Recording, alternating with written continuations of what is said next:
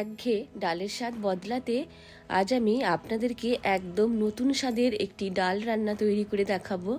আপনারা অবশ্যই ভিডিওটা প্রথম থেকে শেষ অবধি দেখবেন। আশা করি এই রান্নাটা আপনাদের খুব ভালো লাগবে। রান্নাটা তৈরি করার জন্য একটা বোলের মধ্যে প্রথমেই নিয়ে নিলাম হাফ কাপ পরিমাণ মুগ ডাল। হাফ কাপ পরিমাণ মুগ ডাল নেওয়ার পর নিয়ে নেব হাফ কাপ পরিমাণ মুসুর ডাল। ডালকে ভালো করে কয়েকবার জল দিয়ে ধুয়ে নিচ্ছি। ডালকে বেশ ভালো করে হাতে করে কয়েকবার জল দিয়ে পাল্টে পাল্টে এইভাবে ধুয়ে নেব।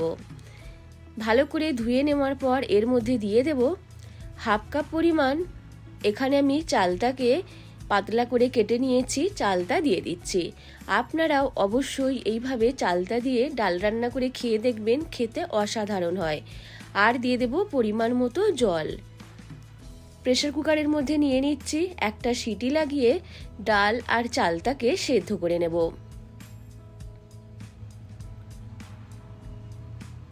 গ্যাস অন করে কুকার বসিয়ে দিলাম। সেদ্ধ করে নেওয়ার পর কড়াই বসিয়ে দিয়েছি। 1 চামচ সাদা তেল দিয়ে দিলাম, 2টো শুকনো লঙ্কা, ছোট চামচের 1 চামচ মতো সর্ষে।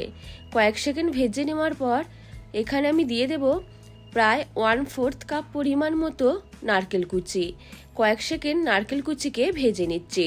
খুব বেশি ভাজার প্রয়োজন নেই, তাহলে একটু শক্ত লাগবে। হালকা যখন কালারটা নারকেলের চেঞ্জ হয়ে যাবে তখন আমি এর মধ্যে দিয়ে দেব সেদ্ধ করে রাখা ডাল। ডালকে ভালো করে জল দিয়ে মিশিয়ে রেখেছি, ডাল দিয়ে দিলাম। এইবার কুকারটা ধুয়ে আরও একটু জল দিয়ে দিলাম। এই ডালটা একটু চাপ চাপ আর ঘন ঘন হবে। দিয়ে দিলাম পরিমাণ মতো অল্প একটু জল, সাথে নুন, চিনি স্বাদ মতো আর অল্প একটু হলুদ গুঁড়ো। সব কিছু দিয়ে বেশ ভালো করে মিশিয়ে নিচ্ছি। মিশিয়ে নেব আর 1 মিনিটের জন্য ফুটিয়ে নেব। তাহলেই তৈরি হয়ে যাবে চালতা দিয়ে টক মিষ্টি নারকেলের ডাল, যা খেতে অসাধারণ হয়। এই ডালটা খুব একটা পাতলা হয় না, একটু চাপ চাপ ঘন ঘন হয়।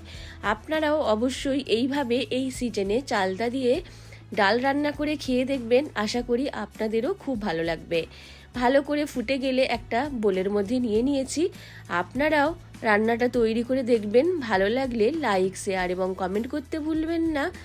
আর আমার থেকে নিত্য নতুন রান্না পাওয়ার জন্য আমার চ্যানেলটিকেও সাবস্ক্রাইব করতে ভুলবেন না।